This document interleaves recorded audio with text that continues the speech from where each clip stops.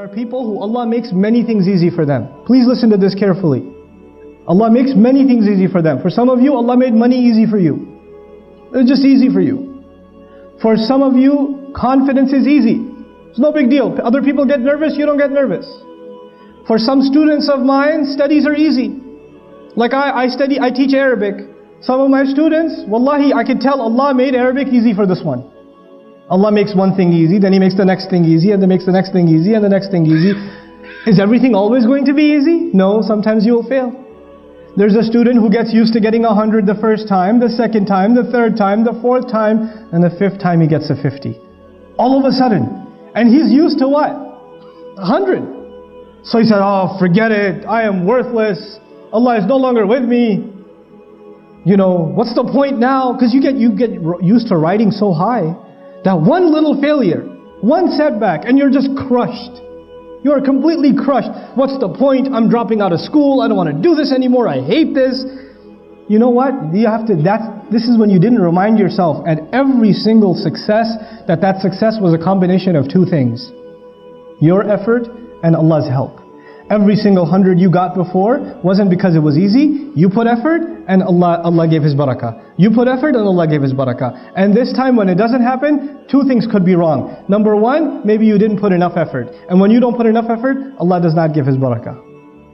And maybe even if you put effort, Allah decided that He will not give you barakah, maybe that's better for you. One of my best friends in life used to be a Hindu. And he wanted to go to med school. And he was a straight A student. Straight A's his entire life. Perfect scores. Highest scores in the SATs. Applied to med school, he was expecting a full scholarship. He got rejected. He was completely shattered. He ended up in a different university. He decided to do computer science instead. And he's still a Hindu. He's completely depressed. Except he met people in his new college, Muslims, who he started hanging out with, and within 2 years he took Shahada. And he looks back now, he goes, thank Allah I didn't make it to med school. When I failed med school, I thought it was the worst thing that ever happened to me. And now I look back at my life and I say, I failed med school, it is the best thing that ever happened to me. You know? Now his kids are memorizing Quran, subhanallah.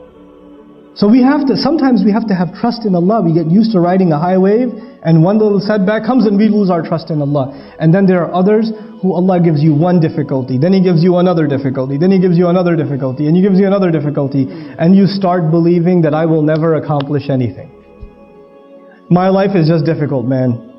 Everything is hard for me. I keep getting fired. I keep failing my tests. I keep doing that. You get depressed. And even this one has to remember that success in this world, everything that happens is a combination of two things.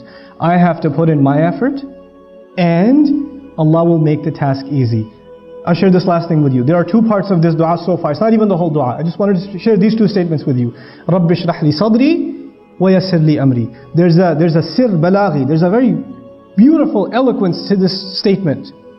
Allah is teaching us that if you have a calm heart, if you have a positive attitude, and you have tawakkul in Allah, and you put your work in, then Allah will make your mission easy. But if you start with the attitude, I know it's not going to work anyway, but I'll try.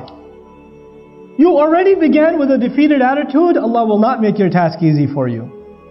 You have to come with sharh al-sadr. You have to have an open chest, a positive attitude, belief that Allah will give you success in what you do. And if He doesn't give it to you, well, you're still saying Alhamdulillah. But you don't walk into an effort. You don't start a project. You don't start doing any work.